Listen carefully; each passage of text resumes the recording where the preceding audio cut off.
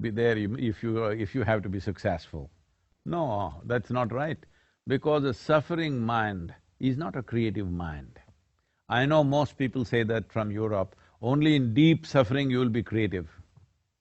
No, I'm telling you, if you are blissed out all the time, you will be very, very creative, because unhindered exploration of your genius will happen when you are not an impediment to yourself. Suffering means you're putting up impediments to your own faculties, your own intelligence, your own genius. So do not ever understand suffering or stress or tension or whatever else as some kind of a creative process. Yes, it is true that right now if we smash your little finger, all right? I'm saying suffering, physical suffering. If you smash your little finger, you will run all over the place at full speed. If a dog is chasing you, you will run full speed. But is that the way to go? You know, in India, unfortunately, in some villages they used to have this, fortunately these things have stopped. They will tie some firecrackers to the tail of a donkey. And poor animal runs like crazy and everybody is happy how with a donkey is running faster than a horse. Is this the way to run, I'm asking? Is this a way for human being to explore our potential? We tie firecrackers to our tail and run because it's going to burst in our face otherwise? This is not the way to do things. So when we say women being part of the economic process, they've always been.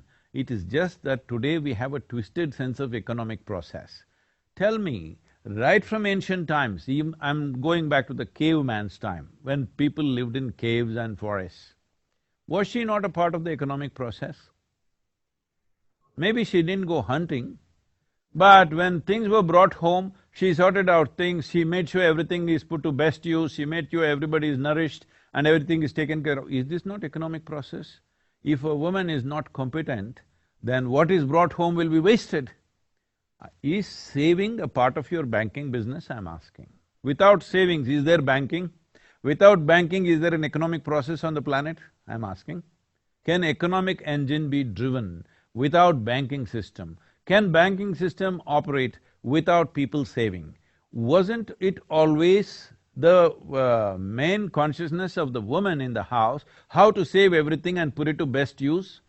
Who said she was not a part of the economic process? Right now, unfortunately, we have a twisted sense of economy. We think only if you work on the factory floor, you're in the economic process. This is a very crude way of looking at life. I think I'm not commenting about this lady, but there was an iconic picture from the World War II time. If it was for the war effort, I very much appreciate it, but it was used by political campaigns and various other things, where an American lady is like this with her biceps showing and saying, "We can do it." You've seen that iconic picture. Because it was… I'm commenting about this mainly because it was used in political campaigns, presidential campaigns used this. Well, I'm saying the significance of modern times is this, that our activity and the significance of our activity has moved from human muscle to human cerebral activity because of technology and machines and things like that. From brawn to brain, this is the most important thing in the uplifting of a woman, because now the man's muscle, which ran the world at one time, anything that was needed, you needed man's muscle. So naturally he was the dominant force in a given society, or at least we see it from outside that way, but it was not so even in those societies. Women had equal roles to play. Because our movies, our stories, everything is projecting the man who goes and fights and kills somebody is the strong man. The woman who sits at home and nourishes and creates life and brings up children, that same idiot who's fighting right now was brought up by her, that is not powerful. This is a complete misconception of life. This is a topsy-turvy understanding of life. So having said that, it is very important, today's time is very, very important because the significance of man muscle has receded. If you have big muscles, I'm saying if I'm a man and I have big muscles, well, they may hire me as a security man for somebody. They won't make me the boss of the place. There was a time the man with big muscle was the boss of the community. whoever had the biggest muscle. But unfortunately, our movies, both in Hollywood and in India, are still projecting a man with big muscles who can beat up everybody is still the boss. This is an unfortunate caveman projection that is still going on.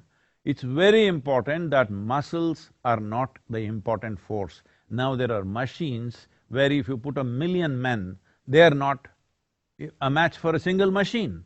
So we have created machines, technology has come, now it is a question of intelligence and competence. So I don't think, if you ask me, I know a lot of women may react to this, but I'm clearly saying this. Let me repeat this, I've said this before, but I'm clearly saying this. There is no need for women to fight for equality. All they have to do is, education is available, in most nations, at least by law, they're equal. Socially, they may not be yet, but by law, there is equality. Now all they have to do is, more and more girls should be educated, should become competent. Today it's happening in India big time. More girls are passing out of high school than boys. More girls are there in… I went to some technological institutes. Technical institutes, there are more girls than boys, not literature or commerce or something. In engineering schools, there are more girls. More girls are earning PhDs than boys are earning. This is all. If you do this for another 15, 20 years, it'll be a level playing field. Instead of just creating unnecessary rancor, unnecessary resistance where from the other side also ugly things will happen, this is all that has to be done, because empowerment is the way to go forward, not a fight, not showing your muscle, because even a man's muscle is meaningless, why is a woman's muscle so important now? I love what you just highlighted in that sense. Before coming to today's engagement, my 13-year-old daughter was asking me, could I ask a question? I'm like, sure. So this is from her picking up on this whole male-female that she is influenced by, given society and the narrative that has been played. And she said, I am curious to know if there was one advice for the youth today, what would it be? See, gender is a personal thing.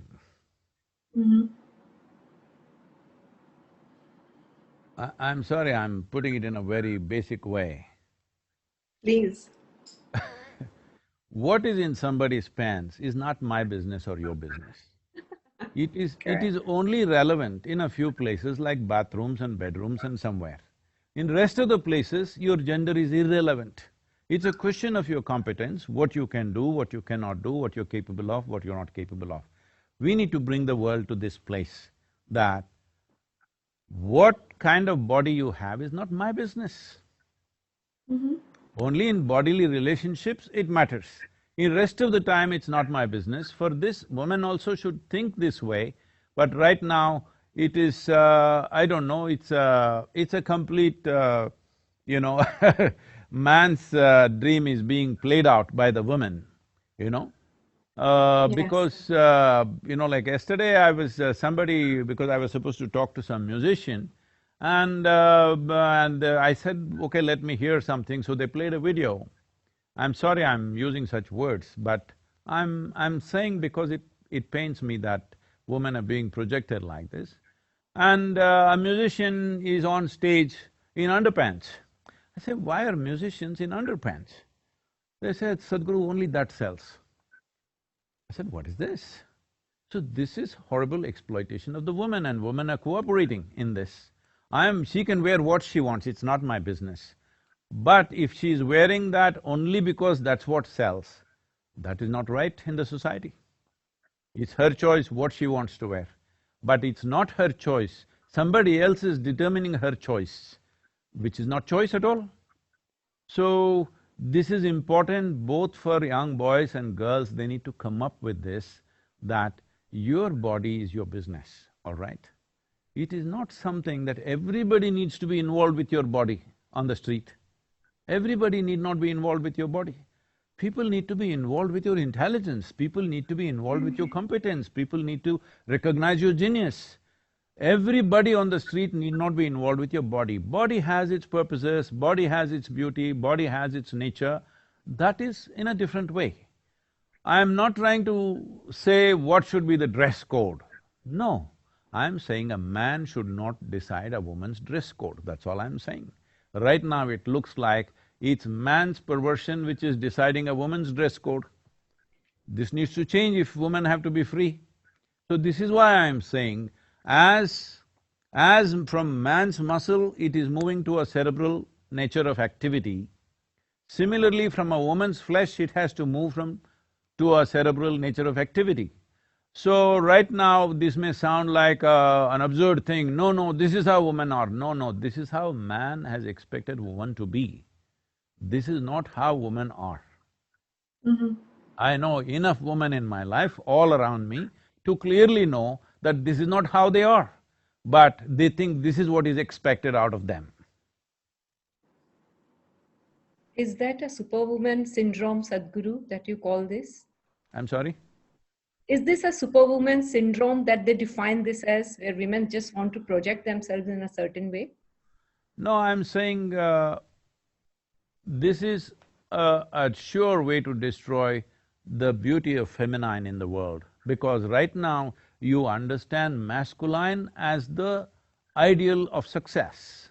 If you want to succeed, you have to be like a man, you have to show your muscle. This must go, because this whole thing is coming from this is a consequence of, in one way, that economic engine drives everything in the world. When economy is the only thing that matters, everything is a marketplace. Everything is about… See, in the marketplace, if I give less and take more, I'm smart, isn't it? Hello? If I go to a marketplace and give more and take less, I'm stupid. But right now you must understand, in your homes, I'm sure it's true for you also as women, I've seen women working in so many ways, my own mother, my sisters, my aunts and many other women that I see, yeah, when they are at home, their whole thing is to give themselves totally, because they're doing something that they love to do. They're doing things for people that matter, that what I get is not important. That's what makes their life beautiful. This should not happen just at home, this should happen in the society, that everybody is trying to do their best to everybody else. This is the nature of the feminine. Right now you are saying, wherever you go, I must give less and take more, whether it's marketplace or marriage, the same thing is happening. And nobody is happy, nobody is living well, nobody can relax their guard. All the time everybody is guarded against each other, because every place is a marketplace. Everywhere you go, you're seeing how you can profit. No, that's not how human beings can live well. Human beings can live well. This is right now, I constantly live among volunteers who are always trying to give their best in any given situation. People ask me, Sadhguru, of all the things that you do, what's the most important thing? I say, people around me, the sort of people that I've gathered around me who are willing to give their lives away without any expectation. This is what is most beautiful about my life, because that is what is most important in the world. Every place is a marketplace means we are always trying to take advantage of somebody, isn't it? When your mind has become a marketplace, there will be no consciousness, there will be no finer aspects of life, there will be no room for the feminine in the world. Masculine will rule. It's all about conquest, it's all about exploitation. It's not about, it's not about love, it's not about inclusiveness, it's not about involvement with life. Where there is no unbridled involvement with life, there is no life at all. Only with involvement you can know life. There is simply no other way. I just would hand over to Noor. Before that, I want to further ask you one thing You more. use the word superwoman, I would say my mother was a superwoman. She did not earn a single rupee in her life, but she was a superwoman, she was the most respected in the family. Well, did she ever ask, what will I get? Never, but she is a superwoman. We all are superwomen, Sadhguru. Thank you so much.